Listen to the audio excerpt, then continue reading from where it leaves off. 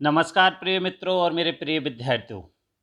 आप सभी का आपके अपने YouTube चैनल हिंदी की पाठशाला गुरुजी के साथ में एक बार फिर बहुत बहुत स्वागत है। प्रिय विद्यार्थियों, प्रिय मित्रों, आज मैं फिर लेकर आया हूँ समास। इसका एक वीडियो मैं आप लोगों को पहले डाल चुका हूँ जिसमें समास की परिभाषा और भेदों के बारे में मैंने आप लोगों को जानकारी दी थी। आज हम समास के भेदों को विस्तार से समझेंगे। लेकिन उससे पहले एक बार फिर मैं आप लोगों को जो मेरे प्रिय विद्यार्थी हैं जिन्होंने पहला वीडियो नहीं देखा है उनसे अनुरोध है कि पहला वीडियो ज़रूर देख लीजिएगा। और एक और अनुरोध है कि आप अपने इस चैनल को अधिक से अधिक लाइक कीजिए, शेयर कीजिए और अपने मित्रों को इस पर सदस्य बनने के लिए आमंत्रित कीजिए। और यदि आपने भी अभी तक इसकी सदस्यता नहीं ली है तो सबसे पहले आप इसके सदस्य बनिए और हिंदी को सरल शब्दों में पढ़िए और समझिए। आज वीडियो में आगे बढ़ने से पहले मैं आप लोगों को एक बार फिर समास की परिभाषा से परिचित करा देता हूँ। समास क्या है? दो या दो से अधिक शब्दों के मेल से जो एक नया शब्द बनता है, वास्तव में उसी को समास पद या समास कहते हैं। इस मेल की जो पूरी प्रक्रिया होती है यही समास कहलाता है। तो आज हम पढ़ने वाले हैं कि समास में कितने भेद होते हैं। अब आपको समास के भेद याद करने के लिए बहुत परेशान होने की आवश्यकता नहीं है। मैं एक बहुत अच्छा सा आप लोगों के लिए तरीका लेके आया हूँ जिससे आप समझ जाएंगे कि वास्तव में समास को आपको याद कैसे करना है। याद करने का सबसे सरल तरीका मैंने पहले ही आप लोगों को बताया है कि समास कितने प्रकार के होते हैं। मेरे पहले वीडियो को आप ज़रूर देख लीजिएगा। तो समास 6 प्रकार के होते हैं। अब समास के जो 6 प्रकार हैं उनको आपको याद कैसे करना है? कुछ नहीं करना है मित्रों, कुछ नहीं करना है प्रिय विद्यार्थियों, आपको बस एक छोटी-सी लाइन याद कर लेना है। अब तक द्वि-द्वंद्व। इस विश्व में अभी तक कितने विश्व युद्ध हुए हैं? तो आपको बस ये एक लाइन याद कर लेनी है, एक प्रश्न याद कर लेना है कि अब तक द्वि-द्वंद्व, अभी तक केवल 2 द्वंद्व यानी 2 विश्व युद्ध हुए हैं। आपने जैसे ही ये एक पंक्ति याद की और आपको समास के 6 के 6 प्रकार याद हो गए। अब आपको रटने की ज़रूरत नहीं है, याद रखने की ज़रूरत नहीं है। मतलब अव्ययीभाव समास, ब मतलब बहुब्रीहि समास। यहाँ बहुब्रीहि का उच्चारण आप लोग ध्यान रखिएगा क्योंकि बहुत से लोग बहुब्रीहि बोलते हैं जबकि ये है बहुब्रीहि। तो दूसरा हो गया बा बहुब्रीहि। तीसरा तक का ता, ता मतलब तत्पुरुष समास, क का मतलब कर्मधारय समास।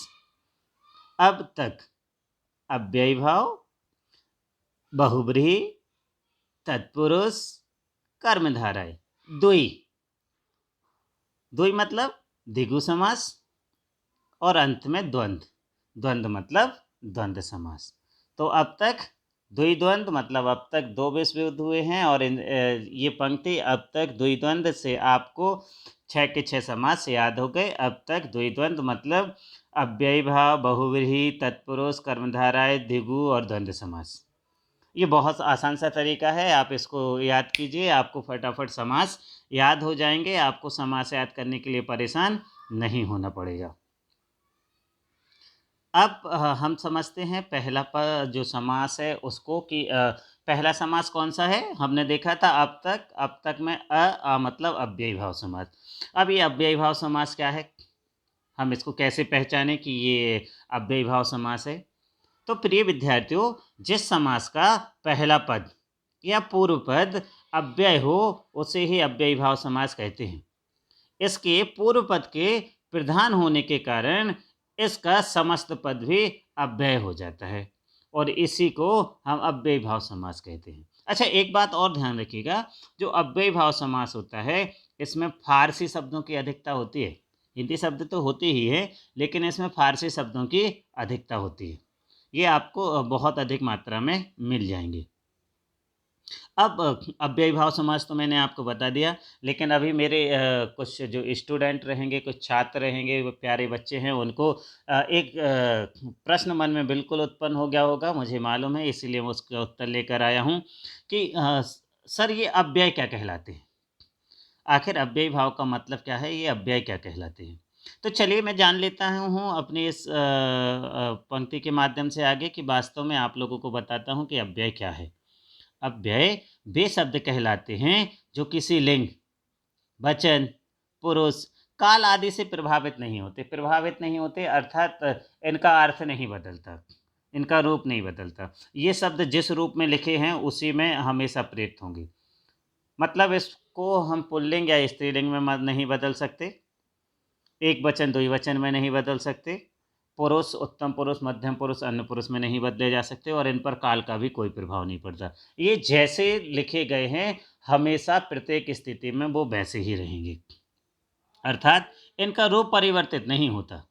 जैसे आज, कल, इधर, उधर, अभी, लगातार आदि ऐसे कई शब्द हैं। प्रिय विद्यार्थियों, अब जरा देखिए, आज इसको आप एक वचन में लिखेंगे तभी आज ही होगा, बहुवचन में भी आज ही होगा, लिंग भी आज ही होगा, मतलब इसका लिंग भी परिवर्तित नहीं होगा, पुरुष भी परिवर्तित नहीं होगा और काल भी परिवर्तित नहीं होगा। इधर उधर ये हमेशा ऐसा ही रहेगा।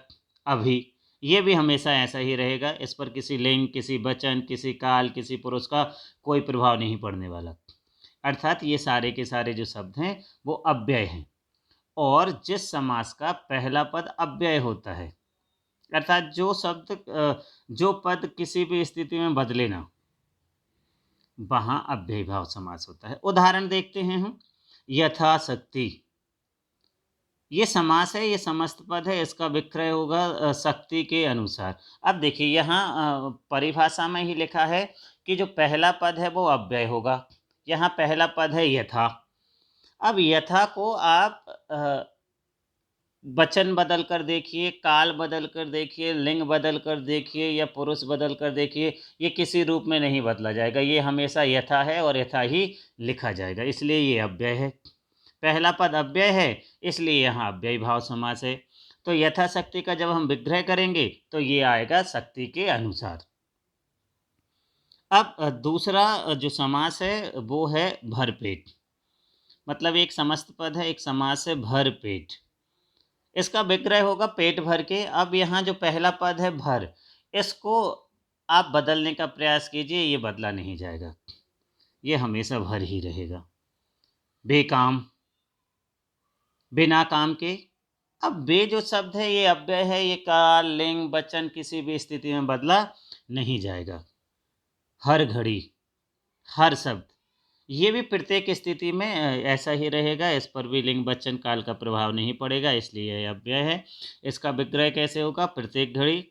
अगला दिया है आजन्म, मतलब जन्म से लेकर। यहाँ पर जो आ शब्द है यह भी अव्यय है और यह भी किसी भी स्थिति में बदला नहीं जाएगा। मुझे उम्मीद है आप लोगों को अव्ययी भाव समास समझ आ गया होगा। अब हम आगे चलते हैं दूसरे समाज के लिए। वह समास क्या है? तत्पुरुष समास। जिस समास का पूर्व पद गौण हो और उत्तर पद प्रधान हो उसे तत्पुरुष समास कहते हैं। अब मेरे बच्चों के मन में फिर एक जिज्ञासा जागी होगी कि ये पूर्व पद और उत्तर पद क्या कहलाते हैं। तो बच्चों, जो समस्त पद होता है उसका जो पहला पद होता है उसको पूर्व पद कहा जाता है और जो दूसरा पद होता है उसको उत्तर पद कहा जाता है। तो जिसका पहला पद गौण हो, मतलब उसको अधिक महत्व ना दिया जाए, और उत्तर पद प्रधान हो, मतलब जो वाक्य है, जो शब्द है, उसकी प्रधानता उसके दूसरे शब्द से, दूसरे पद से ली जाती है, वहाँ पर तत्पुरुष समास होता है। तत्पुरुष समाज की एक बहुत अच्छी पहचान है जिससे आप आसानी से पहचान सकते हैं कि यहाँ तत्पुरुष समाज है। तत्पुरुष समास में जो कारक होते हैं इनकी विभक्तियों का जब विग्रह करेंगे तो प्रयोग होगा। और जब आप किसी भी विग्रह को समास बनाएंगे, समस्त पद में लाएंगे तो उस विभक्ति का लोप हो जाएगा। इस समास में विग्रह करने पर कारक विभक्ति का प्रयोग होता है और समास करने पर विभक्ति का लोप हो जाता है। अब ये जो तत्पुरुष समास होता है ये मुख्य रूप से 6 प्रकार का होता है। इसके भी 6 भेद होते हैं जो मैं आपको नीचे बताने वाला हूँ। सबसे पहले होता है कर्म तत्पुरुष, मतलब जो आपने कारक पढ़े होंगे कर्ता, फिर दूसरा होता है कर्म, तो ये कर्म तत्पुरुष है, मतलब दूसरे नंबर का कारक है। फिर करण तत्पुरुष, ये तीसरे नंबर का कारक है। आप एक बार कारक का अध्ययन ज़रूर कर लीजिए। यदि आप कारक का अध्ययन कर लेते हैं तो आपको तत्पुरुष समास बिल्कुल स्पष्ट हो जाएगा। तीसरा है संपदान। फिर चौथा नंबर का आएगा जो 5वें नंबर का कारक होता है, चौथे नंबर का तत्पुरुष समास होगा अपादान, फिर संबंध तत्पुरुष और लास्ट में अधिकरण तत्पुरुष। इस प्रकार इसके 6 भेद होंगे। अब ये कर्म तत्पुरुष क्या कहलाता है, उसके लिए आपको एक बार कारक का ज़रूर अध्ययन करना होगा। मैं यहाँ आपको बता रहा हूँ, आप समझने का प्रयास कीजिए, लेकिन आप कारक का अध्ययन ज़रूर कर लीजिएगा। कर्म तत्पुरुष समास वह कहलाता है जिस समास के पूर्व पद में कर्म कारक की विभक्ति को का लोप हो जाता है। मतलब यहाँ से जो को शब्द है ये हट जाएगा, लोप हो जाएगा, मतलब ये गायब हो जाएगा, ये छुप जाएगा। और जब आप विग्रह करेंगे उस समस्त पद का तो वो विभक्ति को का प्रयोग हो जाएगा, मतलब वो विभक्ति को वापस आ जाएगी। देखते हैं कैसे। तो पहला पद है हमारे पास, जो समस्त पद है वह है स्वर्ग प्राप्त। अब इस समास का हम विग्रह करते हैं। यहाँ पर देखिए आपको कोई विभक्ति नहीं दिख रही है, लेकिन जैसे ही आप विग्रह करेंगे तो आता है स्वर्ग को प्राप्त। मतलब जो कर्म कारक की विभक्ति है, जो पहचान चिन्ह है को, वो वापस आ गया। ये इसकी सबसे अच्छी पहचान है कि यहाँ पर आपको जब आप विग्रह करेंगे तो वहाँ आपको कारक की जो विभक्तियाँ हैं वो किसी न किसी रूप में प्राप्त हो जाएंगी। इसका दूसरा उदाहरण हम देखते हैं, परलोक गमन। विग्रह करेंगे परलोक को गमन, देखिए फिर को आ गया। जब आपने विग्रह किया और जब आपने परलोक गमन का आप समस्त पद बनाएंगे, समास बनाएंगे तो क्या आएगा, परलोक गमन। मतलब को का लोप हो गया, को गायब हो गया। अब यहाँ पर एक विग्रह है यश को प्राप्त। यहाँ को दिया हुआ है, को यानी कर्म तत्पुरुष। अब आपने जब इसका समास बनाया तो क्या हुआ, यश प्राप्त। मतलब वो जो को है उसका लोप हो गया। अगला उदाहरण है ग्रामगत। जब आप विग्रह करेंगे तो को विभक्ति वापस आ जाएगी, ग्राम को गत, मतलब गांव को गया हुआ। अगला शरण को आगत।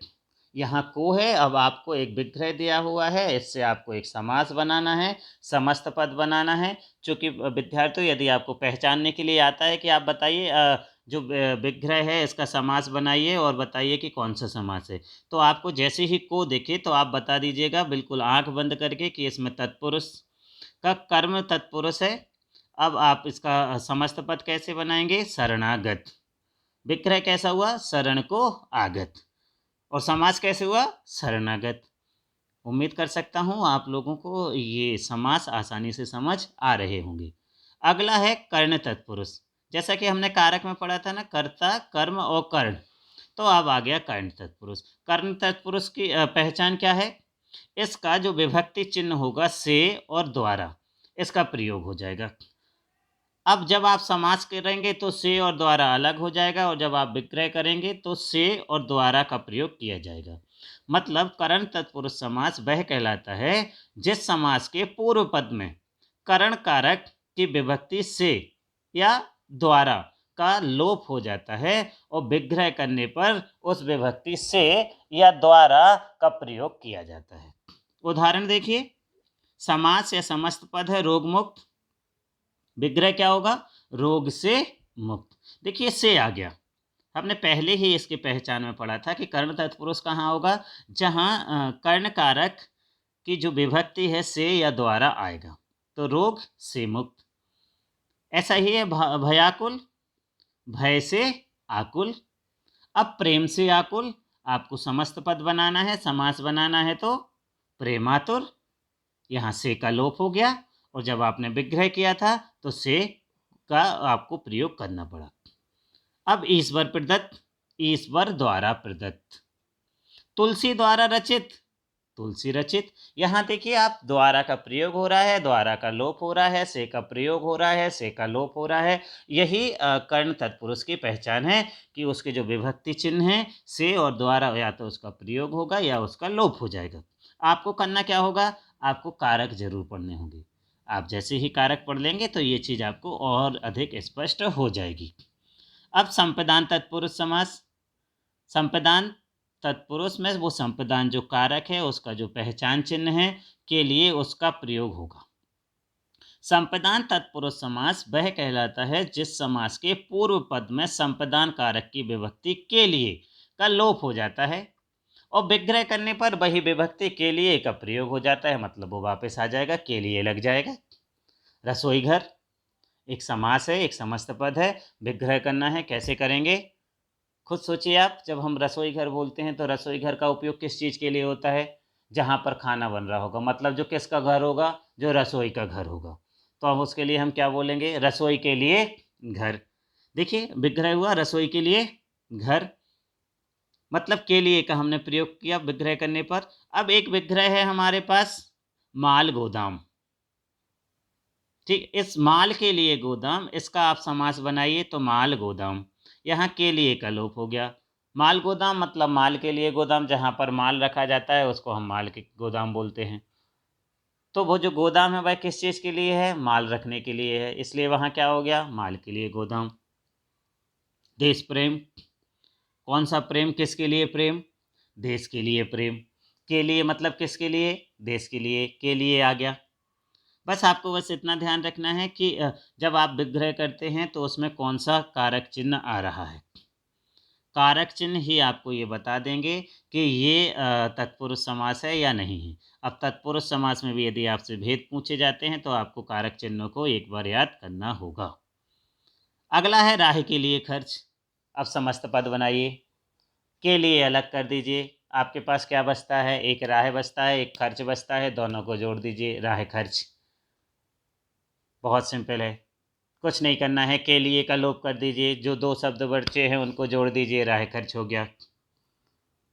अगला है डाक गाड़ी, इसका विग्रह करना है, क्या करना है? डाक को अलग कीजिए, गाड़ी को अलग कीजिए और उसके बीच में के लिए लगा दीजिए। डाक गाड़ी, डाक के लिए गाड़ी, सिंपल।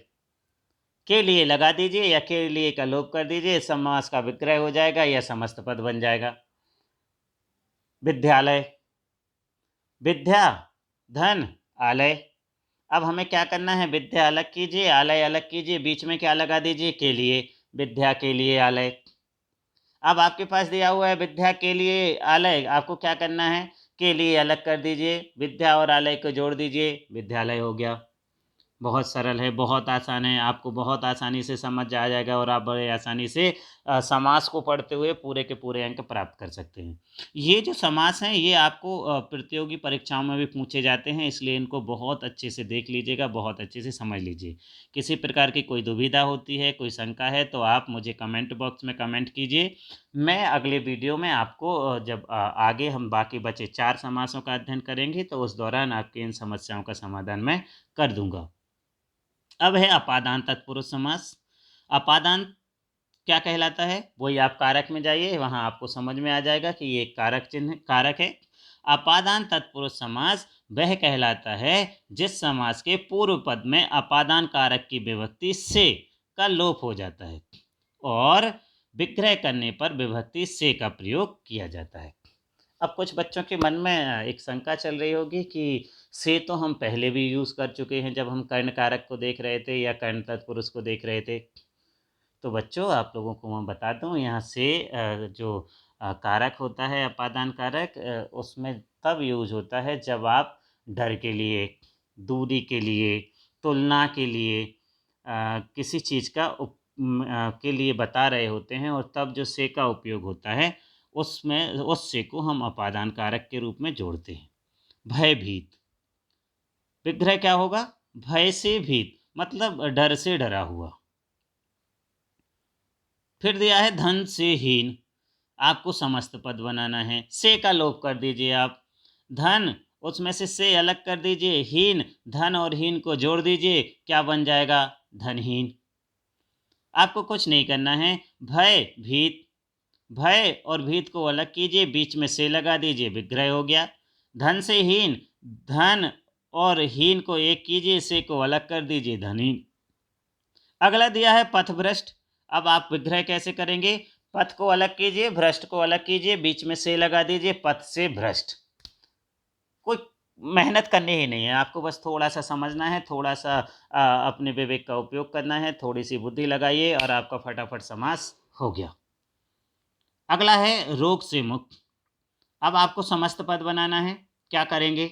से अलग कर दीजिए, रोग और मुक्त को जोड़ दीजिए, रोग से मुक्त आपका उत्तर हो गया। पद दलित, पद अलग कीजिए, दलित अलग कीजिए, बीच में से लगा दीजिए, पद से दलित।